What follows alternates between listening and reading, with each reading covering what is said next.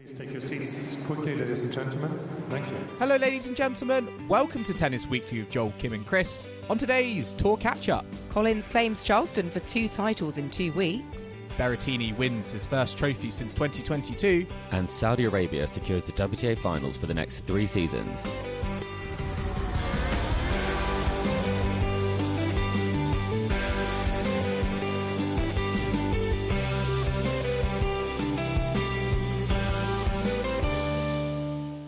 Kim, Chris, today is the 8th of April and we are here to catch up on the week in tennis at Tennis Weekly HQ. Move over hard courts, the clay swing has arrived, and what a week we've had with Danielle Collins claiming successive titles, Matteo Berrettini marking his injury return with a title in Marrakesh, and Saudi Arabia securing the end of season WTA Finals. Lots and lots to look forward to. And Chris, you are back from Estoril, and judging from the Tennis Weekly socials, you had a lovely time.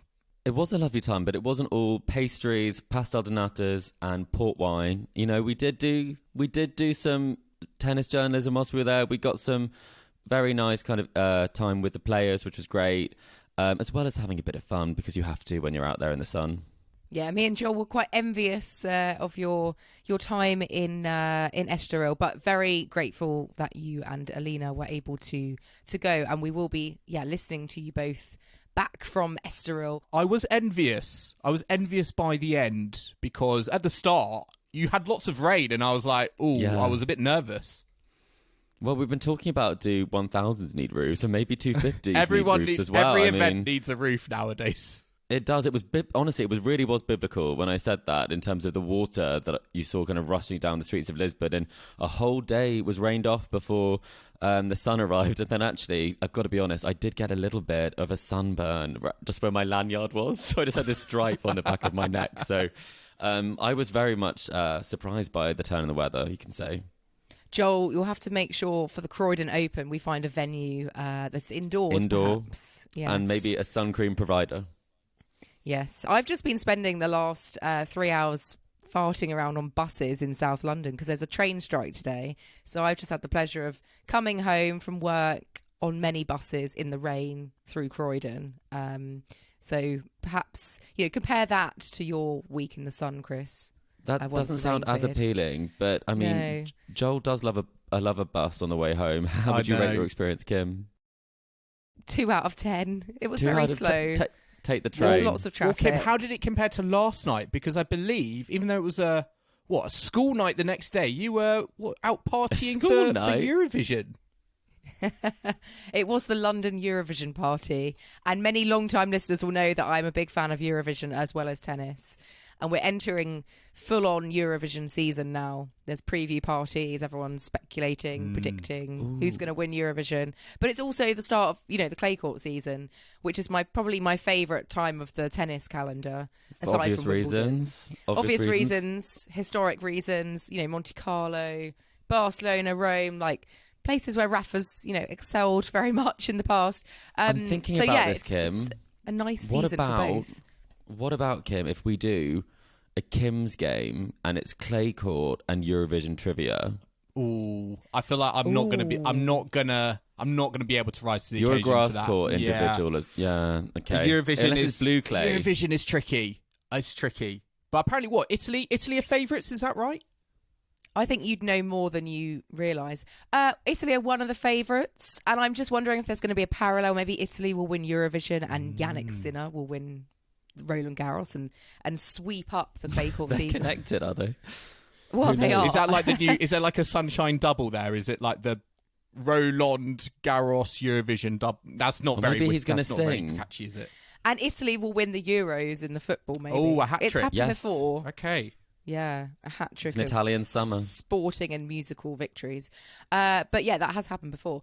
But yeah, lots happening at the moment. It's a great time of the year, and lots happening in tennis over the last week. Not just Chris's escapades in Estoril, which we'll get onto in a second, but some fun moments as well from the tour.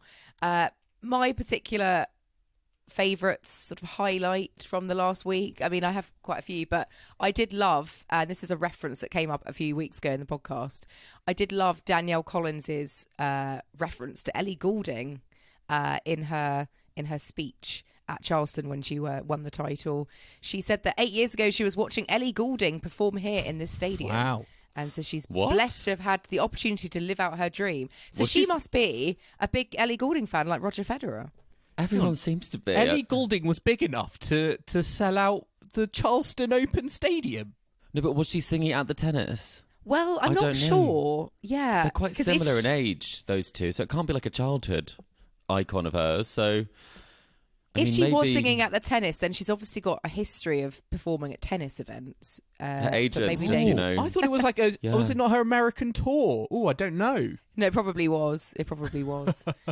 But yeah, so she said she is a big deal. A lot of players seem to be fans. 8 years is quite a long time to make that dream happen, because she was playing there every year already. Danielle Collins was filling out stadiums in Charleston, but now the people came to see her, I guess, rather than just the day of tennis. We'll get on to how she won the title. Spoiler alert, in Charleston later on. But Joel, what's been floating your boat on the tour in the last week? Well, my favourite moment was actually in Estoril, and it was at the final, and particularly the post-match ceremony, where Hubert Hurkacz won, and I was sort of expecting, as usual on the tour, some giant novelty check coming out to be handed to him by the main sponsor. Did this happen in Estoril? No, it didn't. We got the only way I can describe it is it's the sort of machine you get in McDonald's when you go Or through large contactless. Yeah, like a machine that you do kind of self-service at before you go to the counter.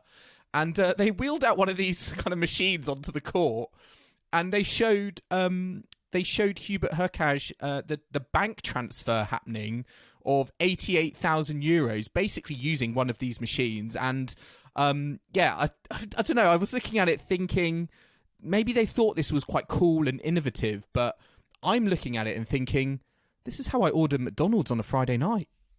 Yeah, and I think it kind of missed a bit, because obviously a big check, everyone knows what it is. Whereas if you're in the stadium, you have no idea what's happening right here, and they're obviously announcing that it's going on. Maybe Hubert Hurkacz is ordering his McDonald's. Well, I mean, if I was him, I'd be checking my account to be like, has it gone? I mean, you might have sent it, but have I received Also on it a is a big Sunday, question. the finals on a Sunday, banks don't work on a Sunday. Especially in Portugal. I arrived on Easter Sunday, nothing was working, and the following Sunday, nothing was working as well. So, very unlikely that €88,120 made it to his account.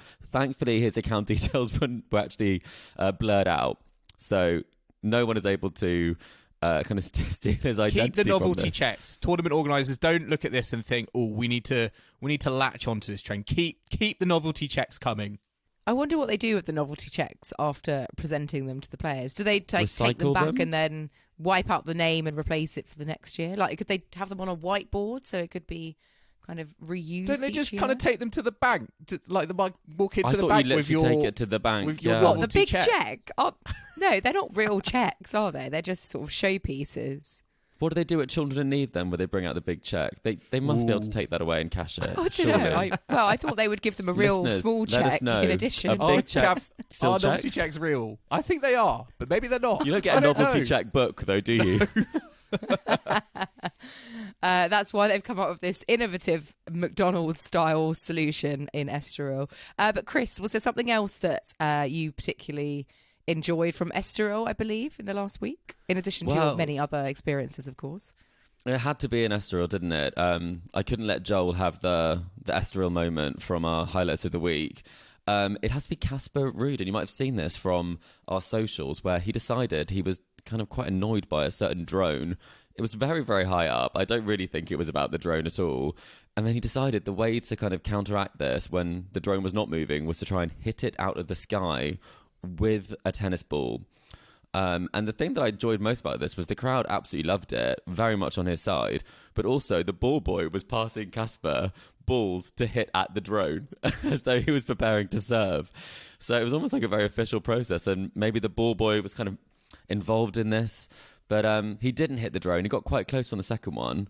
But that was probably to do with the fact he wasn't playing very well. But very entertaining, and do look at that on socials.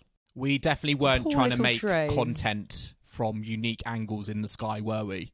That was not me on the drone. I can check with Alina. It could have Was been it Alina? her. It was not our drone. She's definitely more high tech than I am.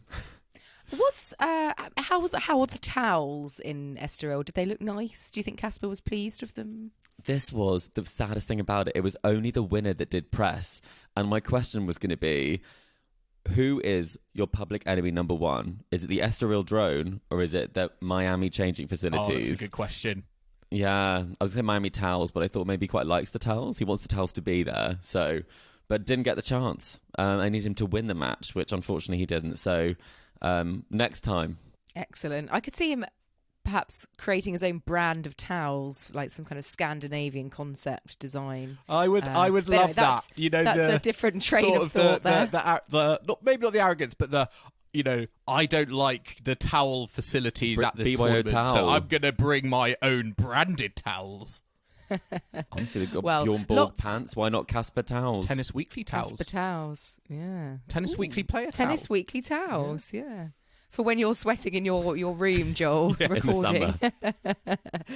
recording. Well, we have had lots going on at Estoril, and we do have Chris and Alina to give us some highlights of their time. So let's have a little listen to them now. Alina, hola from Estoril. We're sitting in a cafe in sunny Portugal. It wasn't sunny at the start. It is sunny now, and things are looking up because we've had many pastries, and we're probably about to have another one. Many delicious snacks, Chris. Honestly, this was a pastel paradise. It really was. We did say that the next time you speak to us, we probably would be courtside having a pastel de nata. And to our followers, you would have seen that did happen. We brought them to the event. In fact, we brought a box of 6 to the event. And then I think the whole of the Tennis Weekly channels became essentially a Portuguese pastry channel. So we've been working our way through them. I think you had a preference. Yes, it's a croissant brioche. Oh. That makes it a bit different from what you might expect from a croissant. Yes. Like flaky Paris croissants, while the Portuguese one is made out of brioche dough. And they just make the most extraordinary fillings. Yeah, a filled croissant. So Not filled croissant, the custard had me. It was absolutely amazing. it was absolutely delicious. We had many things to cover. We had to find out about the Portuguese language, which we haven't done that well at. I had to practice saying hola 4 times to make sure I was saying it right. Did I say it right that time? The accent is still missing. The accent is missing. It will always be missing. So that one we haven't done necessarily that well on, but we do have some scoop on as to whether Estoril is cancelled or not. We found what drink Kim would be sipping if she returns to the Estoril Open, if it does return. And we also spoke to Dominic Thiem about his wrist and the update from that video. So we actually covered quite a lot of ground here, Lena. Yeah, we were busy. Very busy. Firstly, we should touch upon, is Estoril happening next year? We spoke to tennis journalist and commentator, and you'll see some of this on our social channels, Jose Morgado, who is Portuguese, and we got some inside scoop. Essentially, next year is not as long, it's 1 week less. We are missing a week from the ATP calendar. It's not that deep. No, and we didn't know. We did not know. And also, we found out that this tournament is on a lease, and it was on a 1-year basis. Yeah, which made it quite difficult to renew it for the next year. So when the ATP reviewed the calendar, apparently this was the bottom and the ones to start with, the temporary leases. So it's nothing personal. So they don't actually own the license. They Exactly. lease it, exactly. So that's quite a surprise because it has been such a big fixture on the tour. So we hope it will come back. The talk is still very much, there is a hope to find a spot. But when you look at it being 1 week less, are you optimistic, Lena? For next year, maybe not. But let's hope that 2026 is going to bring it back. Definitely, the players really love it there, and we loved it. On the subject of loving it, you are the queen of the 250 in a way that Casper used to be the king of the 250. You've been to 3 in the last, 9 months? Yeah. You've had many different experiences, but what do you think sets apart the Estoril Open and makes it so special? I think just having a tour on the Riviera, but exposed so much to like the beach and the old towns, but also keeping it like fairly small. It takes over. It just takes over. You start the morning with a nice walk by the beach, then you go to the tennis, and in the evening, the tennis tournament continues on the streets of Cascais. We all we didn't get the bus. We actually got a taxi, we have to confess. But the bus goes from Estoril to Cascais, and then it's almost the whole restaurant quarter is covered, littered in wonderful bunting, tennis balls, and they're all official partners. And posters of Casper Ruud. Casper's everywhere. Joao Sosa is also everywhere. And when we were there, we get us onto the drink of choice. We actually sampled in the wonderful Cascais Streets an amaretto sour, which we thought was delicious, but not necessarily one for Kim. The drink of the tournament that we enjoyed was a Graham cocktail, which was with a white sort of port wine. Is that correct? Yeah, they made a special blend, a special mix for cocktails. We had one of those. Quite Hugo-esque, would you say? Would you think it would take Kim's fancy? It gave Hugo. It did, didn't it? And we enjoyed one of those whilst watching Casper practice. We were so lucky. No one was there except us. Nobody expected it, and I don't think they announced. Here we were just surprised. we happened to see him, yeah. Like, is that Casper practicing just for us? Apparently he was. Yeah, and he was happy to see us. He was happy to see us, and then I think he saw us in press afterwards and thought they really are paying a lot of attention, these two journalists. So would he be wrong? No, he would not be wrong. But in terms of the other thing that we had to make sure that we reported back on was Dominic Thiem and the wrist and that very high production video that we talked about in our preview for the tournament. And we did ask him the question. Yep, he did not feel the pain in Estoril. So I think there was a scare. But at the end of the day, everybody's talking about his wrist injury being more psychological than physical. We got some inside scoop from Jose as well, from his physio.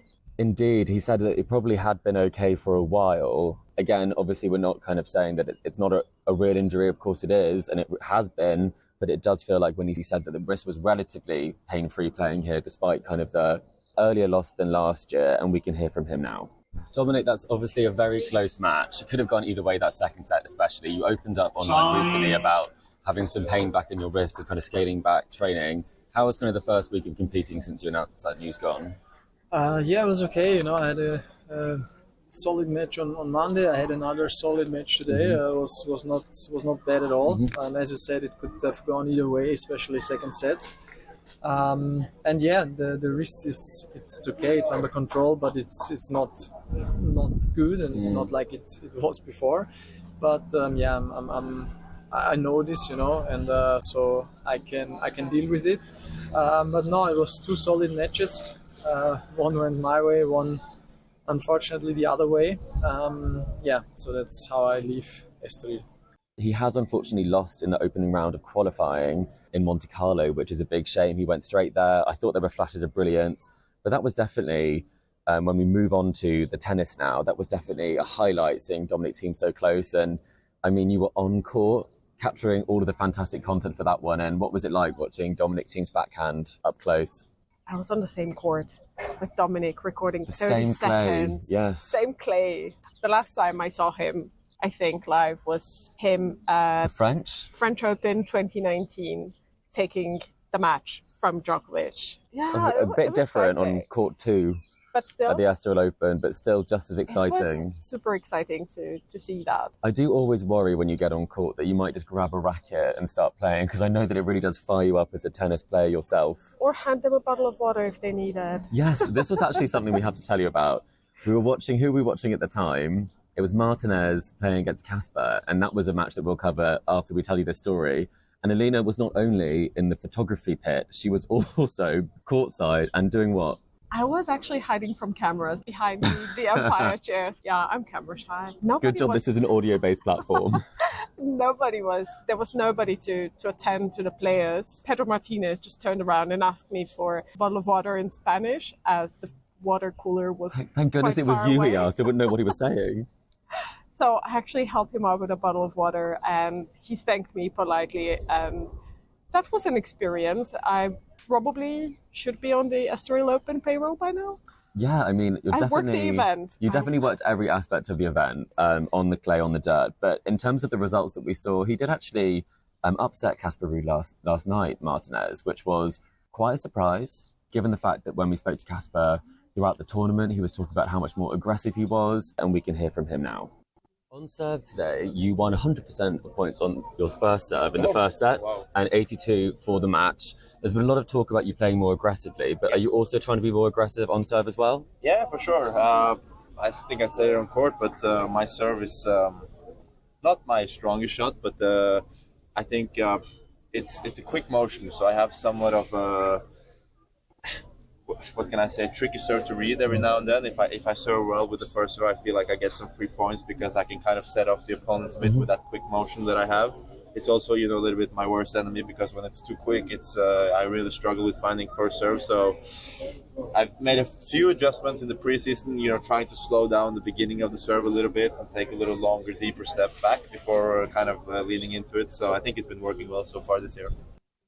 So we thought going into that match, he would really be being much more aggressive overall, but he seemed to back off against Martinez and kind of let Martinez really step up in the court, which is quite a surprise because I hadn't personally heard much of him before. Had you? No, he was quite a new name for us. I followed him playing throughout the week, and I was quite impressed by how aggressive. And I like a thirst. Yes, you love anyone who goes after it, right? Yeah. Hungry for it. Hungry.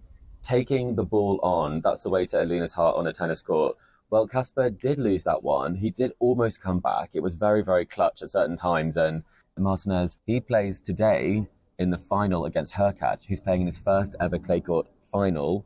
That's going to be very interesting. Hurkacz has been playing a lot of clay court specialists on his way through. You'd have to give him the edge. What do you think? A tiebreak or two? I would say at least one tiebreak on the first set. First set tiebreak, and it goes to... Tiebreak. You think Martinez as well, I can tell. Yeah. Yes, I can see it. He had that confidence coming back off a challenger win, and he's just like, he has nothing to lose. He has less pressure than Hurkacz has. I mean, Hurkacz in a final of a clay tournament, I'd argue that's also quite free hitting for him because let's see if the watch is going to help him today. Yes, let's. The thing that we have to cover are peak, pit and pleasant surprise. You've actually collaborated on this one together, and the way that we have done this, we have looked at it, we've analysed it, and we've come up with our 3Ps. So if you would like to kick us off, we will start with what was our pleasant surprise, Alina, because this one relates very nicely to a certain pit that you had in Buenos Aires.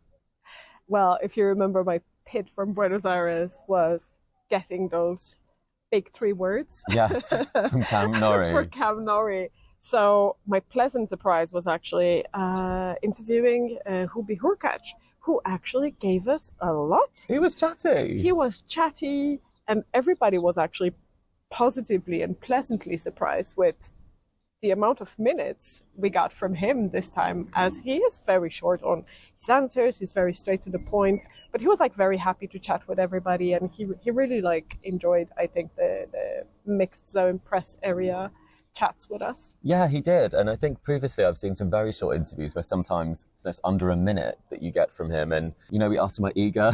He smiled. We got some smiles there, and he was very happy to answer the question. So that was also a pleasant surprise. We heard that might be slightly challenging in terms of getting some words from him. I'll cover the pit. I think it's only fair. I can let you end again on a high with our peak. With the pit, I have to say, for those who haven't been, the stadium is actually split between the corporate entertainment, almost 50-50, and the boxes with the fan stands. And so I think at 250s, for me personally, I was a bit disappointed that we weren't able to kind of have more of an atmosphere, because the crowd was so ready to, and there was still a great atmosphere, but it was kind of dominated by the corporate seats, taking up over half of the stadium, which I think does make it a bit challenging to get fans in there who'd love to see these players. So for me, that's always going to be a little bit of a pit. But then in terms of the peak, we can move on quickly. And Alina, please bring us home. Our peak this time was the Gasquet team match. No surprises. On an outside court, on a secondary court. On the court. Literally on the court, snapping the pictures. We actually looked at each other. We were like opposite sides, so we can actually see each other. I was taking pictures of Alina, taking pictures of Team, and then Team took a picture of me. He didn't. But I didn't. No, that's a lie. But no, that was definitely a highlight. Getting to watch 2 of those players play, and especially not knowing what the future holds for them. I think that's something that we savour every minute, especially after Team's comments on seeing how 2024 goes before he decides whether he will continue. But we've had a wonderful time in Portugal. It's been absolutely incredible. And anyone who's thinking of going, if it does return, I would highly recommend. It's a fantastic time of year, and it's also a wonderful vibe in the town. It really does take over. It becomes tennis land. We will finish with trying to fulfill one of our missions with a see you next time in Portuguese. So if you would close us off, Alina. I will try to do that. Até a próxima vez. And back to myself, Joel, and Kim, who were covering this after the tournament finishes. Well, I have to say, I love the sound of the port wine being used as like a mixer. That sounds like quite a nice concept. As we said, it gave Hugo, it really did. I think it's the closest I've come to finding something that could emulate that and kind of fulfill your desire for a Hugo when you're in Lisbon. Of course, apart from a Hugo, a P&T. A P&T, yeah, a port and tonic. Well, love that. Thank you for being Is that a thing? I've never heard of that before. P&T is not a thing, I don't think. Oh, okay. Okay. I like it, though. But I think they're trying to make it a thing. So, yeah, please sponsor us. We're happy to talk about it more in the podcast. I mean, I was quite interested in the conversation because, the build-up to Estoril has all been about, the calendar.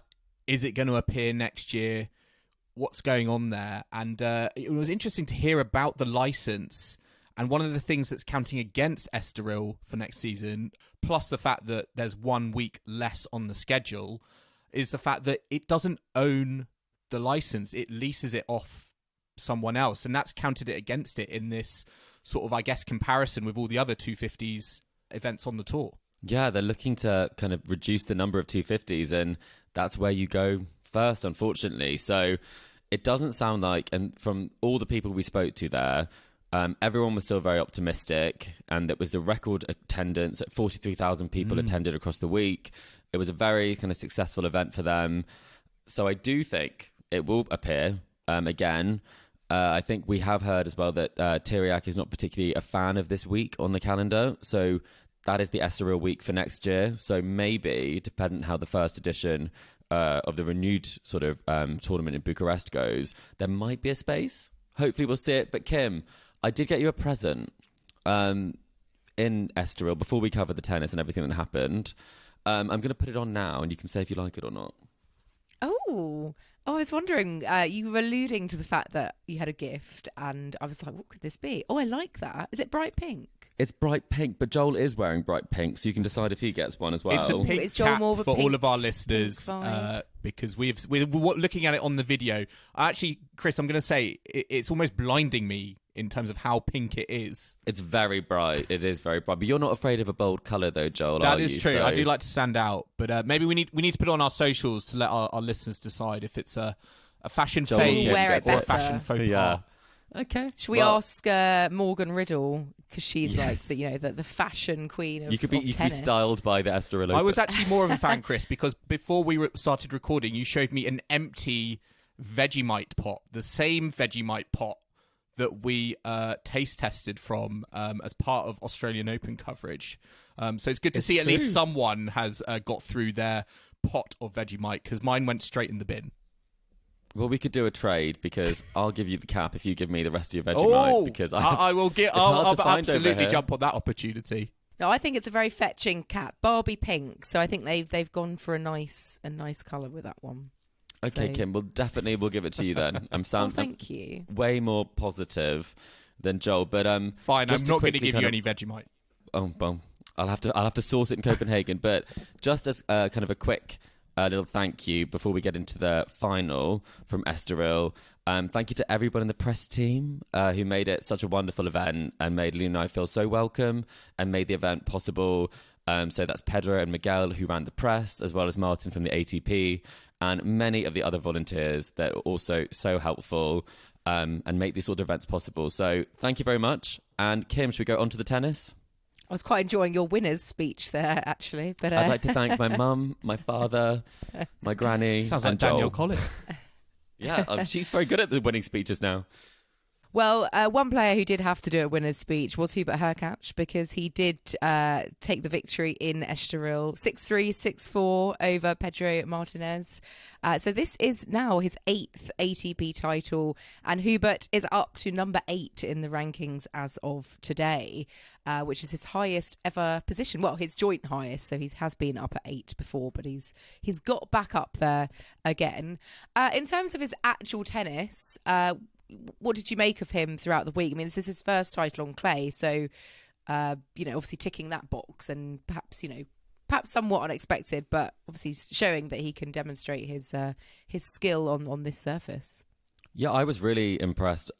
He's one of those players, though, that you watch when he's playing well and it looks so easy. And then you see some of the players that he has tough matches against or can't get past unless there's a tie break. And you kind of question if he is a top 10 player or if he's got a top 10 serve and maybe, top 20, top 30 off the ground. But I was really impressed with the way he moved. I was impressed with kind of the patience he had. This is something I spoke to him about, impressed as well, was the idea that he wasn't kind of pulling the trigger too early after the serve. And I thought that actually worked quite well for him. So I think he's playing much more, more savvy clay court tennis than I've seen him play so far. And it felt like he was really kind of problem solving, moving into the net and adapting his game on the surface. So he's got Jack Draper in the first round of Monte Carlo. And based on what I saw this week, I think he's going to get that one probably in straight sets.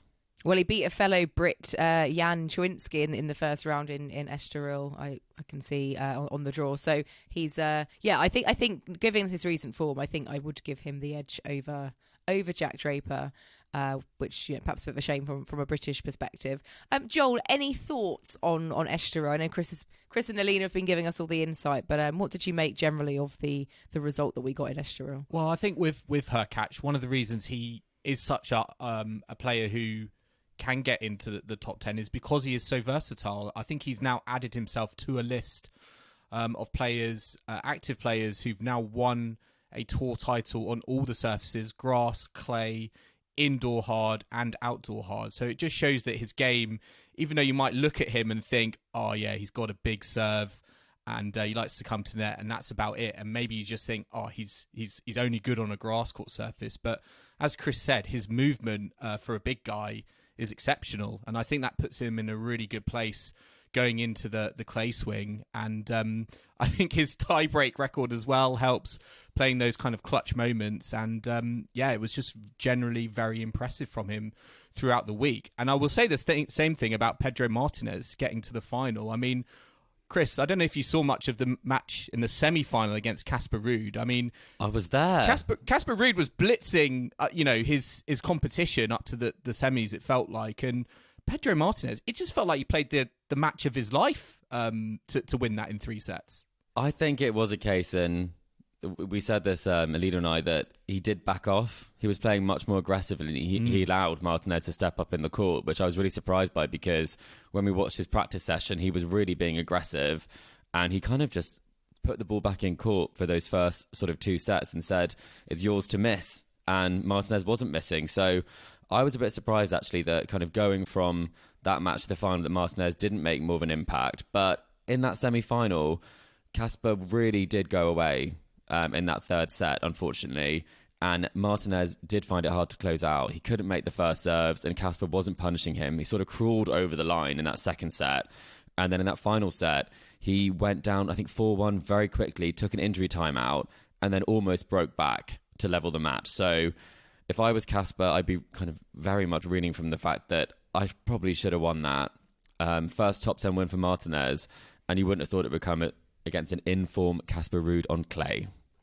Well, it's Hubert Hurkacz who wraps up in Estoril and gets his winnings, however that may have appeared, electronically or on paper, if that failed to work. But we've also got Danielle Collins, who we mentioned earlier, who is, the other sort of big story, I guess, of the past few weeks, and she won out in Charleston, and this is her 2nd title on the trot now. She's winning on a win streak of 13 matches, but that's across hard court and clay court. Me and Joel, we spoke about whether she would be able to kind of transfer this form that she had in Miami to the green clay of Charleston, and she absolutely has, without any kind of being phased at all, just running her way through the draw, defeating Paula Badosa, Ons Jabeur, Sloane Stephens, sorry Chris, Elise Mertens, Maria Sakkari and Kazakina, like top names to win her 2nd title in a row. I mean, it's just, a remarkable fortnight from Danielle Collins. Joel, I'm coming to you first. At this stage, if Danielle Collins keeps this up, and where can she go with this? Could she contend for slams if she stays in this form? Well, initially I was going to say, where's she going to go with this? She's going to go probably to her sofa at the end of the season, because it feels like she's been very defiant in terms of, this is my last season. I'm retiring at the end of it. And again, I think the pressure is off. She's playing with momentum. She's playing with swagger. And she's been so aggressive this week, just particularly, I think, in that final. Kasatkina just did not have any answers, and it was a sight to behold at times. I mean, her backhand win particularly was very impressive, and you do have to think, like, if she does continue this form, does she put herself as a contender for a Grand Slam title, whether that be at the French Open or even in her home country of the United States at the US Open later in the year? The way that she's playing at the moment, she's going to be seeded, it looks like, for basically all the tournaments to come for the rest of the season. I wouldn't put it past her with the way she's playing at the moment. It's building up to what could be a remarkable crescendo at the US Open, isn't it? I think that would be a real ticket, and she's the sort of player that US Open crowd loves because she's so expressive on the court, and she really does just bring it to her opponents. So I think, and from listening to you guys last week, I was in the exact same boat of thinking I would forgive her a first round exit or an early exit here to Ons Jabeur or someone like that. Not necessarily for Paula Badosa, or I thought she might pull out, but to come away with the title back to back. I mean, she also talks about some of the physical issues that she has from an endometriosis perspective, and that's also partly why she is looking at retiring at the end of this season, because having a family is a priority for her. And it just feels like she's just leaving it all on the court. She's going to have the farewell tour is a farewell tour where everything is a bonus, but not in the sense that she's not competing, but it's, I want to give it my all, my best shot.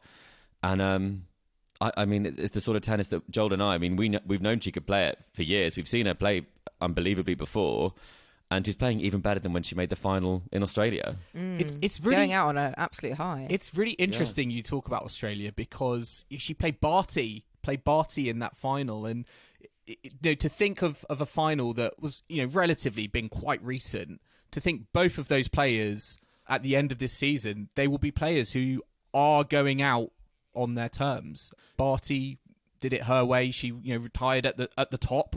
Swiatek came in, and it looks like Collins is almost kind of going down the same track at the moment. It's very honourable, and it's very nice to see people who are in control of their exit from tennis in a positive way. I think for so many players, financially, it might not be possible for them to step away when they want to. And for lots of players, injury sort of prematurely ends it, or they don't want to say goodbye to the sport. So I actually think probably it's just making for a much nicer time, because everyone's taking more interest in her, and everyone's kind of making sure that they have those moments with her from the locker room. I know that Sloane's a good friend of hers as well. And, everyone's very kind of happy for her success, because, I mean, she got beaten by her very comfortably. And she said, you know what, it's Danielle's year, basically. I will say, Chris, didn't Sloane... She won the doubles, though, didn't she? Her first ever doubles title. She's up to 105 Come on, in the doubles Sloane rankings. Brilliant. That doubles WTA top 100. She's hoping. Oh, well, it's another trophy, isn't it, for the trophy cabinet? But yeah, Danielle Collins just steamrolling her way past Kasatkina in the final in just over an hour and 15 minutes. After a kind of dicey few opening games, it was, just dominant, 6-2, 6-1. So well done, Danielle Collins. Chris, can you tell me how Kasatkina is where she is just on the serve? And the serve has got better, and I get that her ball placement is fantastic. I actually think it needs to be, because of the lack of pace that she has. But why is Kasatkina such a difficult competitor when there are fans like me almost flummoxed in terms of looking at her serve speed and thinking that's almost not out of place at club level? I think, to be honest, a lot of the girls on tour do hit the ball very hard, and generating all of your own pace is not something they're used to doing. I think quite often they get a hard ball off a serve and they can almost kind of use that pace. Whereas with Kasatkina, it can really get quite ugly because there's nothing on it. And if you start missing a serve that you know is not quick and you should be taking advantage of, you can actually start to be quite annoyed in yourself quite quickly. And so you have to do what Danielle did, which is attack it, attack it, attack it. Something that Garcia also does, where you have to step in and go for it, because if you don't, then you're waiting and then you end up playing tennis that is not front foot tennis at all. But I mean, for Kasatkina, as you said, I mean, what she can do from a shot making perspective, the top spin she gets, I mean, she's an unbelievable player off the ground. But you just have to think, how much higher would she be in the rankings if she had a half-decent serve? And that wouldn't be the first person we've kind of had that assessment of, I think, really, especially at the top of the rankings. It's like Dementieva all over again. Yeah, literally. Yeah. It's exactly like that. Yeah. Quite a good week for JPEG as well, getting to the semi-final and then just bowing out to Kazatkina in that kind of tight Did you semi. see that match with Azarenka? Why can't Azarenka get over the line, Joel? What's going on? I don't think Azarenka lost it, to be honest, on those. I mean, maybe on that first match point, but... Didn't she have 4? She had 4, but I think Jessica Pegula just played out of her skin in those match points down moments. It could have gone either way, but it was nice to see. I think Pegula coming back into form somewhat, very tight against Kasatkina, but a real wild one that could have gone either way against Azarenka. Yeah, well, we've got some other tournaments to wrap up. Quite a lot of 250s going on all around the world. We had the Marrakesh event, the Grand Prix Hassan 2, which Matteo Berrettini won. This is his first title since winning Queens back in 2022. Wow. So almost 2 years since he's picked up a title. And he beat Roberto Carballes Baena in the final 7-5, 6-2, which is actually ending Carballes Baena's 9-match winning streak. This is super nice for Berrettini to kind of pick up another title, isn't it? And on clay as well, where we don't typically think of him as a clay quarter, but he has won titles on all surfaces. But we do think, if he's excelling on the grass, especially the grass of Queens, but really nice for him to kind of pick back up his title winning ways. Chris, what did you make of Berrettini kind of back to winning ways? I mean, I'm very pleased to see that he's doing it on the tennis court again, because I think he's probably the most familiar face of anyone in men's tennis with his Hugo Boss campaigns, which are everywhere, every airport, every bus stop, every billboard. He's almost more known for being a model than he is a tennis player at this point. So I think it's great to get the reminder that he is a very serious tennis player. He does take his tennis seriously, and he does want to get back up to the top because he has so much talent. He might not have the best backhand in the game, but he does have a fantastic forehand and a fantastic serve and a fantastic attitude. So I think it's great that he's getting it done, especially on clay. I mean, obviously playing in Italy, he would have grown up on clay. But as we talked about, I mean, the last title was on grass. He is such a great grass court player. That's where he's reached his Grand Slam final. And I remember how unlucky he's been. So this is someone who we all want to see winning, because he had to pull out of that Wimbledon with COVID in 2022, which seems crazy to say that. And they had to actually review their COVID protocols after that. And so hopefully luck will now be on his side, because 2022 Wimbledon, he was looking like a very good bet. So I think this is something that will be very positive going into the clay season, but also hopefully, if he can stay healthy, the grass season.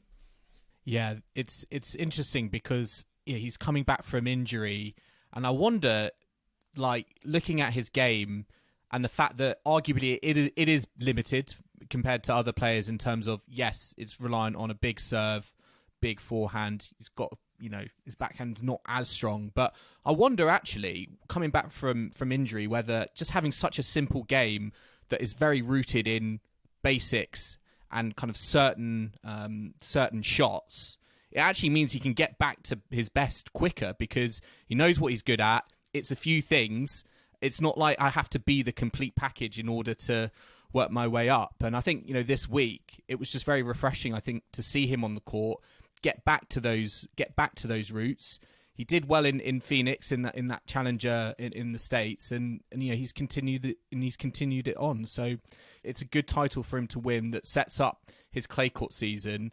And I think, as Chris alluded to, the tantalising prospect of Berrettini back to his best for the grass court season, hopefully injury free, that could be a sight to behold. Yeah, and one player as well I would be quite keen to see in form on the grass court is Ben Shelton, who picked up the Houston Open trophy against Francis Tiafoe in the final. It was an all-American final. 3 sets it was. Ben Shelton coming past to become the youngest ever champion at this event, and also to become the US number 1. for the first time. So a bit of a change at the top of the US men's rankings there. But yeah, Shelton getting the job done, winning on the clay. And that's pretty good for him on clay, because coming before this tournament, he had a 2-7 tour level record on the clay, and hadn't won a match in five matches on the surface. So great for him that he's sort of got that monkey off his back, as you like to say, Joel. What did you make of Ben Shelton's performance out in Houston? I was shocked more than anything, given his record going in. But you know, the rewards are there. You know, Taylor Fritz has crashed out early in Monte Carlo, and it's the reason next week that Ben Shelton is going to rise to US number one. But yeah, across the week, I think he was just kind of finding himself out on the surface. And you know, I do look at his game, and I think, yeah, he can apply himself there. It's just very early days in his career, and I don't think he's had that many opportunities to do it. And I think when you come up against, you know, someone like a Francis Tiafoe, you're going to get opportunities. And it was actually quite a fun final, because I think they're both showmans in their own respect. And it was just this time that Shelton came back on top. But certainly when you come up against Echeverry in the semis, come through that in 3 tough sets, I feel like you're learning as you're going on clay. And yeah, I think he'll be very pleased with it. And I was also going to say something around the fact that the Sheltons are now the only joining an exclusive list of father-son duos who've won multiple tour level titles in the Open era. That was a tongue twister. Can you name the other father-son duo? Because I could not. Casper Ruud and his dad? It's not. No? That's a very good shout. It's not the I other think his one. father actually never won a title. Oh, no. I can give you... Taylor Dent and It his is. dad. It's Phil Dent and Well Taylor done. Dent. Kim, please keep some of this very good knowledge for Joel's game later. Oh, well, we'll see Save about it that. up. But yeah, Ben Shelton, you know, it's like you said, it's about working your way through on a surface that's probably quite unfamiliar. But if you're coming away with a home title while you're at it, that's great. And also a good week for TFO, because he hasn't had a very good start to the year, particularly. So finding a bit of form for him as well. Just quickly, Shelton, US men's number one next week, takes over from Taylor Fritz. Taylor Fritz, I saw, he's been US men's number one for the last, I think, 100+ weeks or so. Is this... What is this? Does it signify anything? Does it not? How are you assessing this moment? I don't think Taylor Fritz ever hit the heights, and I think Ben Shelton probably has a higher ceiling. So I'm very much looking forward to the rise of Ben Shelton. I would love him to kind of emulate the success of Coco Gauff. We talk about it a lot, the different gens and all of this, and I'm very much here for the younger talent coming through and doing some amazing things. And I think it's just a generation that's much less controlled by this case of maybe failing to achieve all of your goals. I think it's very much more free tennis. And so in terms of significance, I think it might make it a bit more interesting. You know, I think Taylor Fritz. Is that exclusive? Is Taylor Dent coming back onto the tour? He's coming back. He wants to be the US number one. But no, I do think that Taylor Fritz, it probably will put the fire in his belly, because there is a group of very good American players, and hopefully all 3 of those players can be playing really well. But Joel, you're a big Fritz fan. What do you think? Will he get the number one spot back? I think so, to be honest. I think we're going to be in a period now of it's just going to go to and fro. Swapping. Yeah, I think Francis Tiafoe can also put himself back up there. You know, I think he should be. He's not had the greatest start to the season, a little bit indifferent. But yeah, I'm hoping they can kind of kick on. I think it's always curious with these events, because although it's on clay, it's on American clay, and I'll be curious to see if they can translate that form from the American clay, where they're playing majority of Americans just on a clay surface, to Europe, where I think the competition is probably a little bit stronger, as Taylor Fritz has kind of found out in round one. So I think it'll be interesting to see how Ben Shelton kind of goes going into the European clay events coming up, and we'll have to wait and see. Absolutely. Well, one final tournament from the past week was the WTA 250 out in Bogota. This was sadly not won by Tatiana Maria for the third What? time in a row. Cancel I know, the tournament. Big shame. But it was won by Camila Osorio for the second time. She had won the title previously in 2021.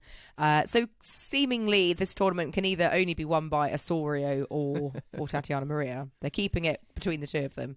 But yeah, Osorio came through over Buzkova 6-3, 7-6 in the final. So yeah, a nice story for her. She is Colombian, so she won at her home event. Any thoughts from you, Chris, on Camila Osorio's win out in Bogota? I'm sure you probably didn't see too much of this, what with being busy in Estoril and the time difference. I saw some clips. I didn't get to see all of it, but what I mainly took from it was the great atmosphere and the fact that it's one of those sort of performances that can only happen in front of a home crowd. And Joel, you made the comparison before we started this. It was almost like a Fed Cup or a Davis Cup match. And Buzkova and her, they had a great sort of embrace at the net. Clearly, she was also embracing the environment that she was in. I know that it plays quite strangely in Bogota. I think we had the Davis Cup tie there where the balls don't bounce. Very high above so sea I'm not level. sure. Yeah, I'm Altitude. not sure what. Yeah, I'm not sure what this means for the clay season going forward. But I mean, you love to see it. I mean, very, very happy fans and a very happy winner. And when she's playing well, she can be very wily as a competitor. She can be tricky.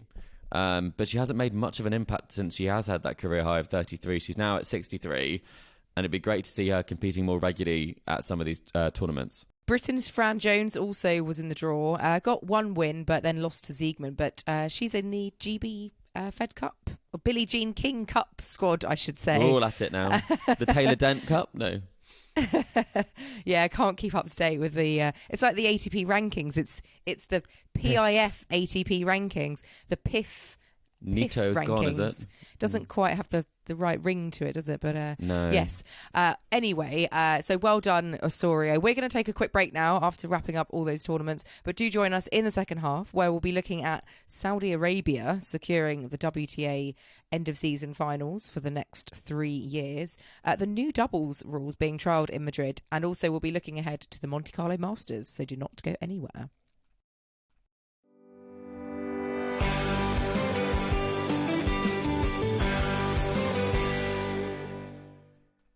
Welcome back to the Tennis Weekly podcast. Now we're going to move on to another edition of Joel's Game. Yes, Joel's Game. Which I'm quite looking forward to. And I'm glad it's not another name as many players in the top 100 whose names begin with the letter B and end with an S or something. Alex de Minaur, I have to say, Kim, I texted you as soon as I listened and said, Yes. That's such a Kim thing to miss. Well, she got some of the harder names out there. You weren't the only one to text me when people listened to that, I have to say. Yeah, shocker. Trial by Tennis Weekly listeners. Maybe, well, hopefully you go better in this edition of Joel's Game. I would like to remind you both, you have not completed Joel's Game so far. You got very, very close the last time we did this. So maybe you can go one step further this week. As a reminder to our listeners, the way this game works is it's basically higher, lower, or same with rankings, career high rankings of tennis players. And Chris, you're going to be loving this edition because this is actually a WTA edition of Joel's Game. This is the time, Kim. This could be the time. Okay, let's do this. Alex de Minaur is not a WTA player. We can do this. Alexandra de Minaur, on the other hand, no. Does he have a sister? No. Right. So the first player I'm going to give you, and remember, it's higher, lower, or same. 5 points. You've completed Joel's Game. Can you do it? Let's go. Right. The first player I'm going to give you as our marker is Alison van Uytvanck. Ooh. So Current ranking of Alison no van skin in the Uytvanck. game here just yet, but any No, career ranking. high. Career high. Career high. ranking. Sorry, yeah, of course. I think she's What do you been a think, cheeky seed at 30? Islam, maybe like Oh, do you 31. I was I'm thinking 37, notoriously but- bad at this game. Okay, maybe you're right. We I could go. Well, how about 30 32? Because I 30, think let's do the midpoint of us. Let's do Yeah, like, is I that think that's 34, fair. 35? 34, let's do. You should have just listened to Kim because it was bang on. It was 37. you're joking. Alison That van was such a Uytvanck, guess. career high 37. You should only play Joel's Game when I'm not here, and then Kim can just win. So yes, that is your starting. That's your starting point. So the player I'm going to give you is Elena Vesnina. Higher, lower, or same? She was handy. Oh, she was high. Oh, much higher. She won Indian Wells. I'm pretty sure. I would say maybe 13. I want to say top 10. Because you get 1,000 points for Indian Wells, but she didn't do much else that season. I think. I don't know. No, I'm saying she was 13. very strong doubles. I would say maybe just into the 9 in the world, but We're saying yeah, higher though. it's definitely higher, isn't it? Yeah. Higher? Mm-hmm. Yeah. That is correct, yes. Elena Vesnina, career high 13 in the world. Kim, combined, we've got it bang well on. done. One of us each time. So that is 1 point. I'm too excited. We've got That 1 is point. 1 point. Yeah. Yes. Right. We haven't started. Okay, next player is Coco Vandeweghe. Higher, lower, or same? She's been higher. I She had think that lower. semi-final Ooh, Really? Some difference She here. lost to Venus Williams in the semi-final of the okay. 2017 Australian Yeah. Open, and she had a bit of form that year. So do we think she just crept into the top 10 at one point? I think she's been top 10, but Yeah. that I'm would going to push you for an answer. I'd say 9. Let's I go think she's higher. been seeded 9, but never top 8. Let's go higher then. That is correct. Yes, it is higher. It was a good thing you didn't listen to Kim because, yes, Coco Vandeweghe's career high ranking is 9 in the world. So she just Honestly. scraped into the top 10. We are sharp shooting. I completely forgot that happened, but yes, she got to 2 semi-finals in singles Grand Slams in the same season, which I think probably helped things. Where was the second one? Was it the US Open then? Yes, US Open and... It was definitely Australian. Australian and US Open, Venus. I believe. Yeah. I believe. Maybe it was that year. Was it like 4 Americans got to the US Open semis, didn't they, or something? Maybe I don't know. Right. So you've got 2 points. Your next player is Barbora Strichkova. I think lower. That That's has to be my lower. initial thought, yeah. She reached a Wimbledon semi, but I don't think she went much higher than that. I'm saying lower, Yeah. maybe 19. Yeah, I would say no higher than 15 for sure. Lower? Lower, Joel, please. Yeah. That is correct. Yes, Barbora Strichkova, 16 career high ranking. So that is 3 Very good. points. 3 points. You are over halfway to potentially completing potentially Jane's game. Jane's game. Game. Well done, Jane. To potentially completing Joel's game. The next player I'm going to give you for your 4th point is Alizé Cornet. Ooh, this is going to be a higher, tough one. Surely, I think higher. No, this is going to be close. She's never been top... Oh, has she been top 10? This is hectic. Well, she might not have been top 10, but she could have been 14 in the world. Oh, she's been above 16, I think, yeah. Well, then it's higher. Yeah. Yeah, I'd say maybe never top 10, maybe 11 or 12. Yeah, I think 13, maybe. Yeah. Yeah, so We're covering higher. We 3 agree bases, higher? yes. Yeah, yeah. That is correct. Yes, Alizé Cornet has gone higher. Her career high is 11. So just outside nice. the top 10. So that is your 4th point. You are 1 point away. We've got to do it. You were here Kim. last time, and If we complete it, do I have to play it again? you ballsed it up last time. So can Okay. you go one better? So I gave you Alizé Cornet career high 11. The player that is standing between you and completing Joel's game is Roberta Vinci. Oh, That is a tough one, but number 9 is screaming to me. really? Well, I trust your gut instinct, Chris. But but let's think about this. Grand Slam semi-final for sure. But what I else think she's would been she have top done 10. to get into the top 10? Yeah. Well, I'm happy to go with your gut feeling. I would probably have said around the set. Could it be the same? Is Joel still tempting us with the same? But no, let's go with higher. I think you're right, Chris. I trust you. Yeah, are we going to do it? Yeah. I think same, maybe number 9. So not same. Sorry, higher. What am I saying? Same or higher or lower? Definitely higher. Sorry, higher.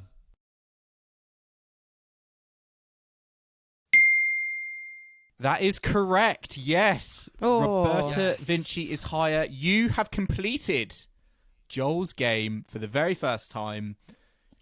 Her career high ranking, number 7. She got to the US Open final in 2015. Oh, the final against... She beat Serena. Panetta. Did she beat Serena Williams in the semis? Yeah, she did. That was to stop Serena getting the calendar Grand Slam. I'll never forgive her. It's one of those ones you look back on and thinking... Burn on my brain. Yeah, that was a missed moment. But yes.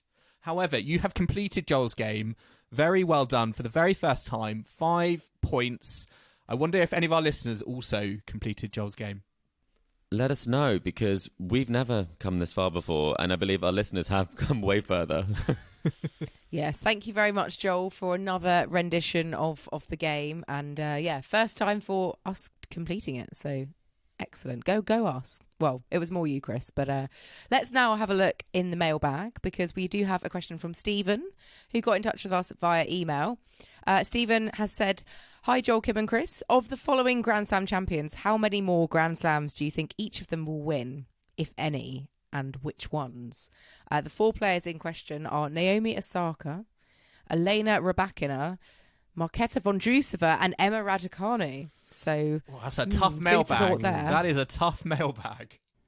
Thanks very much, Stephen, for that question. Let's go round. I'll say one of the players, and then we're just going to kind of shout out the number that comes to our minds first. I don't know how you might have put a lot. I haven't prepared. Into this, but we're putting you on the spot. So let's start with Naomi Osaka. How many more slams do we think she's going to win, if at all? Joel? 1 on a hard court. Ooh, Chris?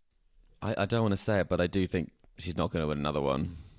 Oh, really? Okay. She hasn't really excelled, has she, since coming back so I think far? she's got the game. It's just you've got to be on the tour very consistently, and I think Wozniacki is also finding the difficulty there. So I'm going to say 0. I'm going to say 1, because I think she could just have like a flash in the pan. US but she's winning Open. the Olympics. Remember, you predicted, Kim. Oh so yeah, that's on fine. clay, on clay. Okay, well, she's winning the French. Next player, Elena Rybakina. Chris, coming to you first. Rybakina. I think as long as she can get that serve in, she's going to have chances. So I think she's going to win 3. Ooh, that number was in my mind. I'm going to say 2 more, because I agree. She's current, she's consistent. It's just kind of putting it together. She's always right up there. Yeah. I'm going 3 as well. She's on the tour. She should have won more already. She should have won more already. She's got a great game. Yeah. I'm going 3. Longevity. Marketa Vondrousova, another Wimbledon champion. I'm going to say 0. I'm jumping in there with 0. I'd probably agree with you. I think she might have another deep run somewhere, but I think the goal and the dream is Wimbledon, and once you've got that, it's very hard to stay motivated in the same way. She might want to add to the tattoos, though. I'm sorry to say, going with 0 as well. Unanimous 0. I know, I do feel a bit like rude. She's just so talented. She's made multiple finals, so I'm sure that she can still do it, but we have to give our prediction. And Emma Raducanu, last but not least. This is a tough one. Isn't it? Probably I'd go 24. Yeah, career slam next year. Yeah, no, I think she's gonna. I will always say that she'll do it again, and then I think she might bounce. I think so. Just 1 more, you think? She's so talented, and I would never want to say 0, but I'm a Raducanu fan, as you know. I'm gonna say. This sounds like really negative, but I'm going to say 0, but she'll win a mixed doubles at Wimbledon in 10 years' time. Kim, I was going to make a joke about that with Jamie Murray. Jamie Murray, he'll be about Jamie Murray won't be playing then. in 10 years. Doubles players, they play till they're very old now. So True. I mean, the world number 1 is 43. I'm going with I'm going with one. I think there is another one in there, but I think we're going to be waiting a while. A mid-20s. Well, listeners, do any of you disagree? Stephen, do you totally disagree with what we let us know, Stephen. said? Because that was kind of our gut instincts to that question. But it's a very interesting one. So thank you so much. And do remember, listeners, to send us in your questions because we do love answering them each week. And that brings us on to the news from the last week. The big one being that Saudi Arabia have announced that they are going to host the WTA Finals for the next 3 years. This isn't a big surprise. We've talked at length about the fact that the Saudi Arabian, public investment fund and what have you are, obviously investing in the ATP, and now the Saudi Arabia are investing in women's tennis in this way, offering a gigantically increased prize money for the WTA Finals, significant increase on the previous prize fund. It's going up from $9 million to $15.5 million for those finals. So somewhat inevitable perhaps, but regardless, a lot of controversy around this news. Chris, what do you make of this and the challenges that I think maybe are going to come in the coming kind of months and years as we build up to the first rendition of the finals in Saudi?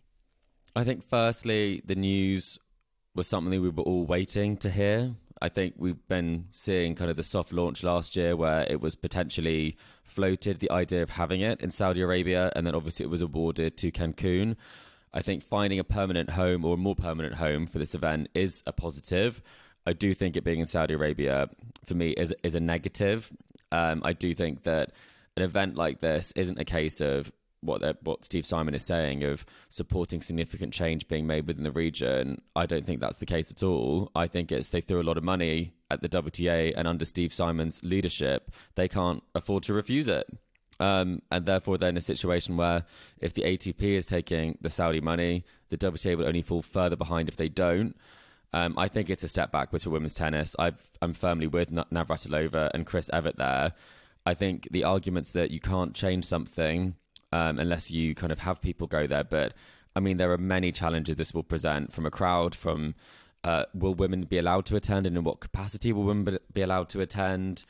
Will anyone be there? Because will anyone it's not attend? From I mean, look exactly. at the next gen. I mean, it can't be... Look at the next gen finals that have been there. The crowds have been almost like next to zero, and I'm just thinking, do you remember when the WTA finals were? What was it in Fort Worth? Yeah, in Fort Worth. It's at the moment I'm picturing like that, but now with the complete negative cloud association of Saudi Arabia with it and the human rights record. So I think it will be exactly like that, and because of Steve Simon's poor leadership of having two WTA finals that lost money, you have to say they can't afford, from a player perspective, to reject it either. Jessica Pegula has spoken about the positives of this and some of the things that they've been shown as part of making this decision or helping to make this decision. But overall, I do think that it is a big shame. It's a lot of money, and there's a lot of money there. So is it inevitable that the tour will go in that direction? Is this another piece taking it that way? So you might win the tournament, get a big paycheck, or whether that'll be a check or some bank transfer. Robots, yeah. But you might have no atmosphere, no crowd, no international fans going there. I mean, it doesn't really tempt me to get on a plane to Riyadh and go and watch tennis there. I have to say, I'm not going to be doing that anytime soon. We did ask our audience, though, Kim, I have to say, and we'll see if you agree with this as well. So we asked how our audience felt about the WTA finals moving to Riyadh, and 13% said it was great for the WTA, 55% said they thought it was a shame, and 31% have mixed feelings. And so I think that's probably quite representative of people that I've spoken to as well. Where do you stand on it? I mean, obviously, I think actually, for people in that area, in that region, genuine tennis fans who are in the Middle East, it will be closer for them to go to. So I'm conscious that I'm coming from a very westernized perspective. International fans won't want to go there, but I can see the possible positive benefits of having it there, bringing it to an audience there. But it's just, in reality, what is the actual experience of a woman in Saudi Arabia who wants to get involved with tennis? Is this going to help that happen? Is it going to emancipate them? So until we see it, I guess we can't fully judge. But I'm just, I think a bit cynical, quite skeptical. Yeah, I think it's a decision. Just, I don't know. To me, it just stinks, and it doesn't feel like the full stop. It feels like another thing that Saudi Arabia have got their hands on. And, what's next? It feels like a 1,000 event is now, inevitable. But from the WTA point of view, it's just a decision motivated by money at the expense of everything else. And you got to look at the leadership. And I know we've spoken about Steve Simon before, and just under his leadership of the WTA, it's just been not great. They've got themselves into this mess. And what I thought was like him stepping back, but actually he's just made himself effectively into a new position where he's still got control. He's still making, decisions that aren't particularly happy with anyone.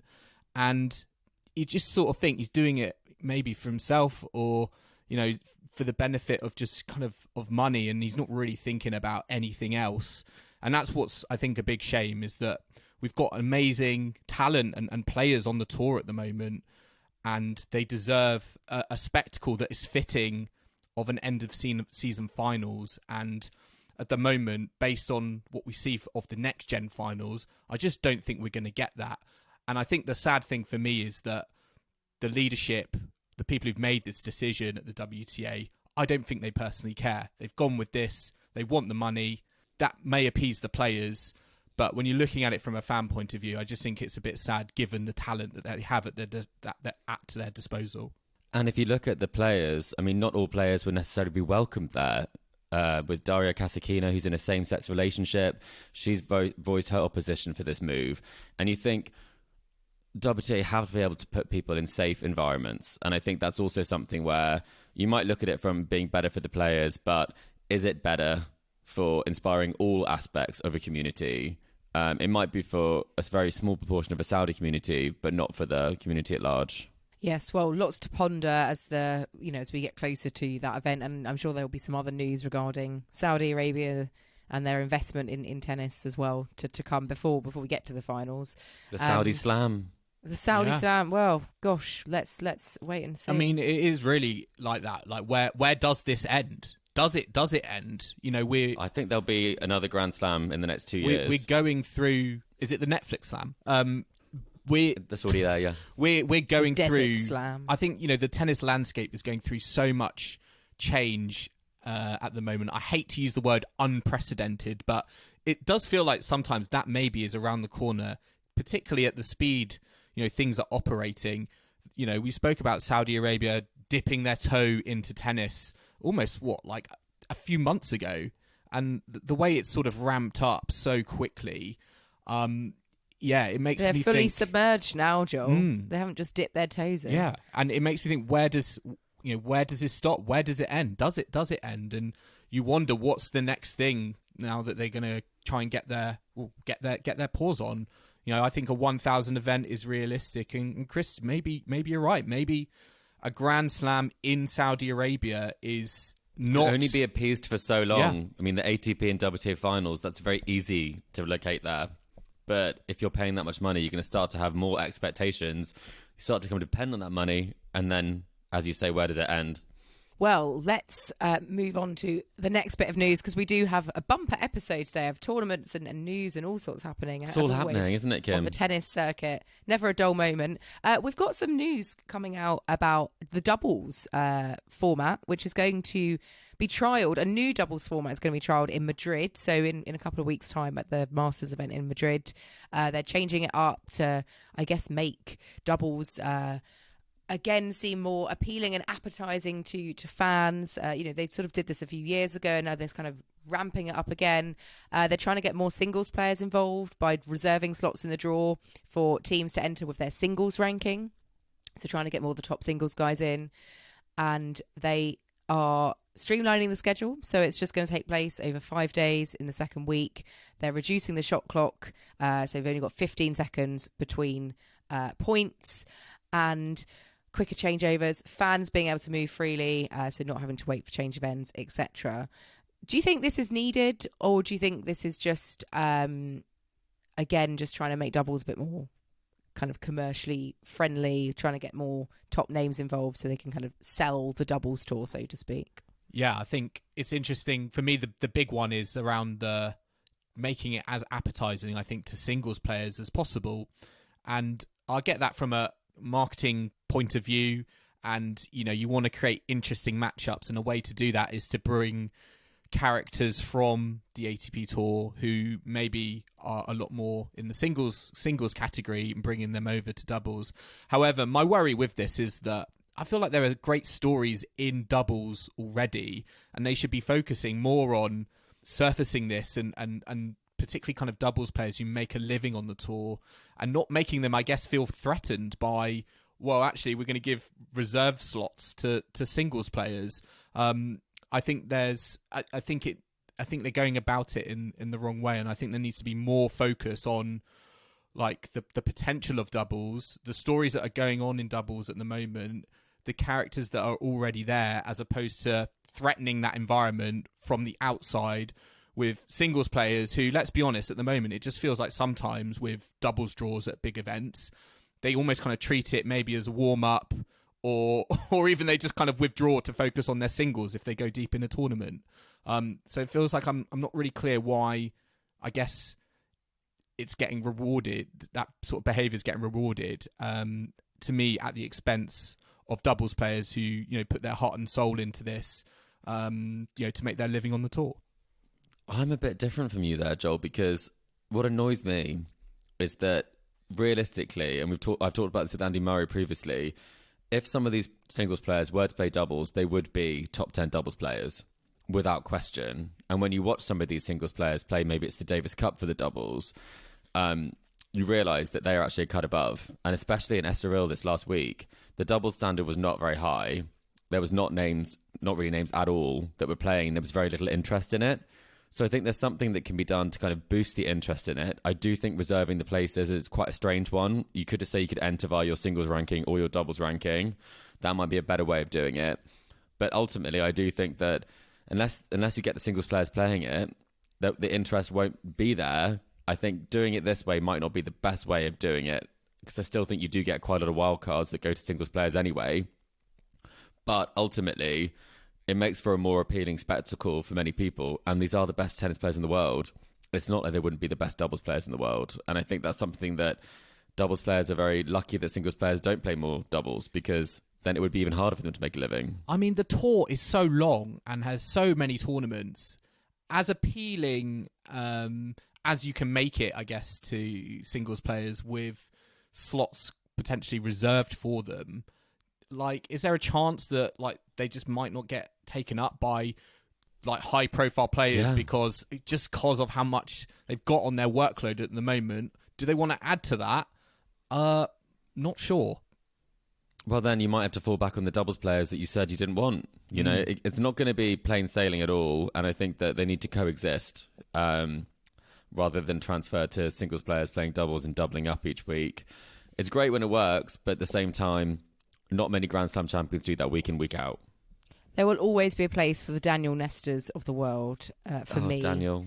The core doubles players. Maximally. But yeah, I see both sides. But yeah, I do sort of think how many top singles players are going to take this offer up. Is it going to make that much change? But, this is a trial. It doesn't mean it's going to happen long term. It may not work in Madrid. It may do. We'll see how it goes. 15 seconds isn't long though, Kim, is it? That's for rallies less than 4 shots. So I think they're still having 15 seconds. I was going to say, yeah. So sorry, it's for rallies at less than 4 shots. It would reduce the time between points to 15. Because otherwise, if you get a long doubles rally, you're a singles player. It becomes even more tiring, doesn't it? I've got less time to recover between points. That's not going to entice them. So we will see how that goes down in Madrid. But let's look at what is happening this week. We've got Monte Carlo, which started yesterday. The defending champion, Andrei Rublev, is there. Unfortunately, one player who won't be there is Rafael Nadal, who did withdraw from the event, say that although he's been working hard, making the maximum effort every day with all the will to play and compete again at tournaments, the truth is that he cannot play. So he's just not ready to come back yet to the tour, which is obviously a real shame. Kim, Rafa expert, where did that note leave you? And where does Rafa go from here in the clay swing, where so many people want to see him back on his favourite surface? Yeah, I mean, I'm kind of glad I didn't arrange to go to Monte Carlo with the explicit intention of trying to see him, because it is a lovely tournament anyway. So, if anyone has gone, you'll still have a lovely time. It's not a surprise. I think he's obviously having some real long-term issues, and he's just gonna, I think, try and build up to come back and maybe have one last crack at Roland Garros, perhaps. I mean, it doesn't bode well, though, does it, for any sort of longevity from here on? And it does seem like it might be the final hurdle. Will he play past Roland Garros, do you think? I think if he does make it to Roland Garros, that would probably take an awful lot out of him, depending on how far he went. So I feel that even if he did play a bit of the clay season, he would potentially skip the grass. Because he could get injured before he plays Roland Garros, could also be the thinking, exactly. right? Like he did in Australia. He might come back to like Rome and then, play a match, and it's just not happening. So, yeah, I'd like to be able to see, I'd love him to be able to play a proper tournament rather than just never coming back. I just hope he can finish on his terms. Barcelona would be lovely, right? Yeah, Barcelona would be nice at home in Spain. So we'll see. We'll await his announcements, and just have to accept fingers crossed the situation at the moment, as he is unfortunately having to contend with. But we wish him all the best, and we await his return. But we do have the tournament still taking place, of course. Novak Djokovic is the top seed, Jannik Sinner is the second seed, and we do have the defending champion Andrei Rublev. Who's winning Monte Carlo this year then? Is it going to be a Sinner Djokovic final, do we think? Any particular thoughts? I think Djokovic is going out to Musetti in round 3.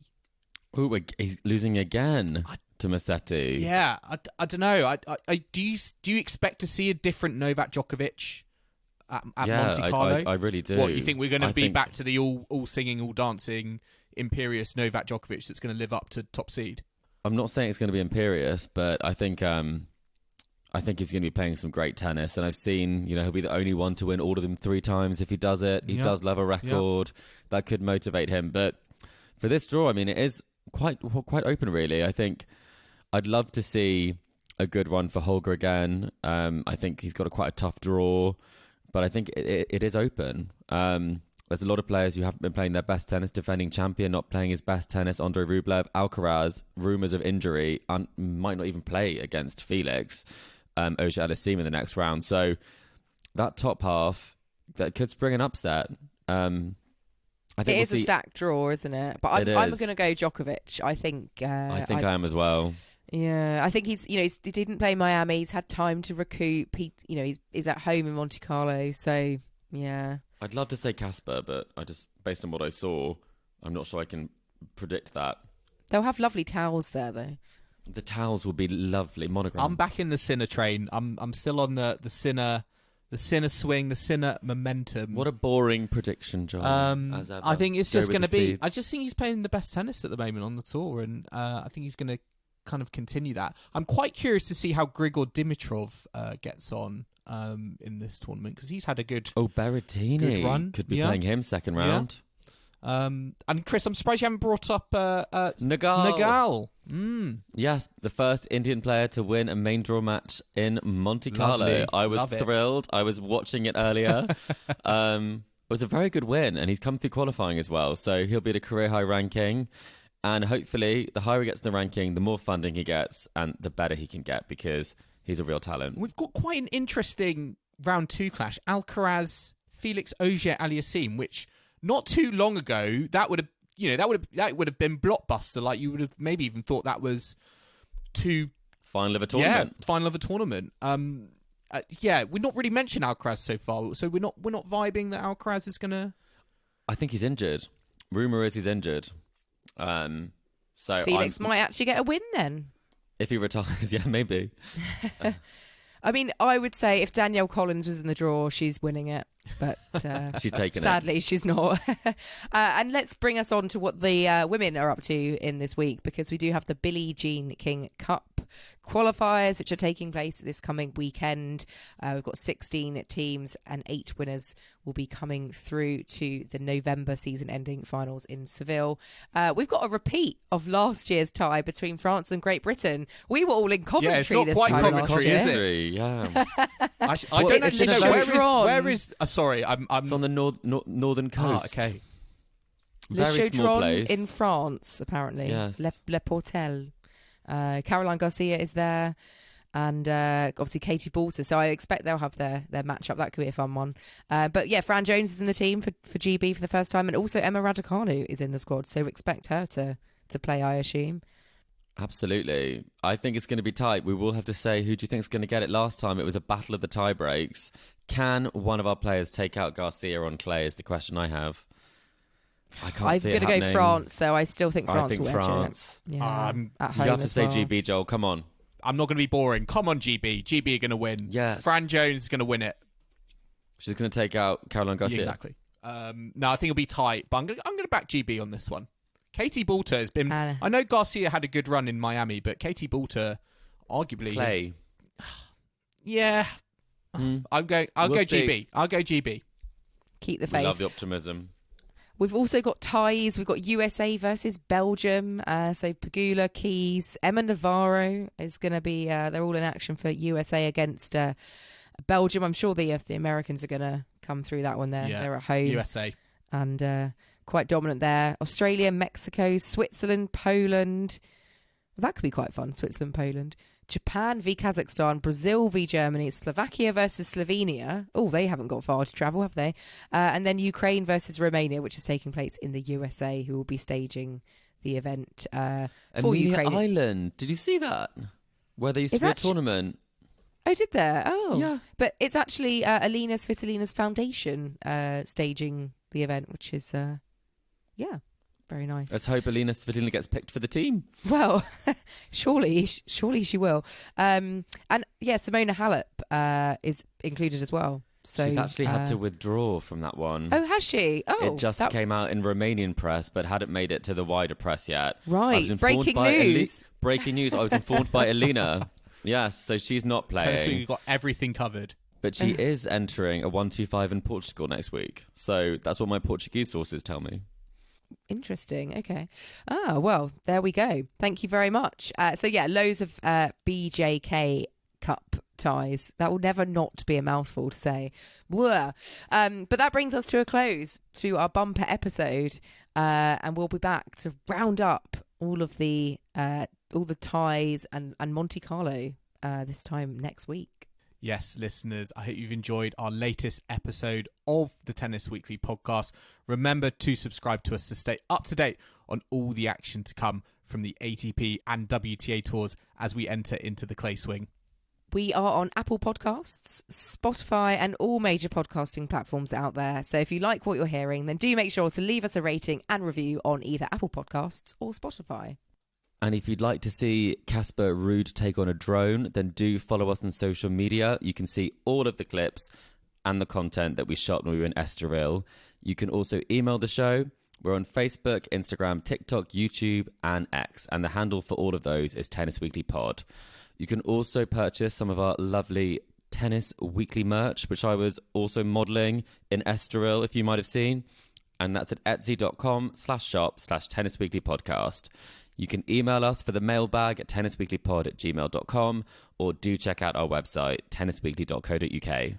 And we will be back next week at Tennis Weekly HQ, so I hope you can join us for that. But in the meantime, it's goodbye from Kim. Goodbye. It's goodbye from Chris. Goodbye. And it's goodbye from me. We'll see you again soon.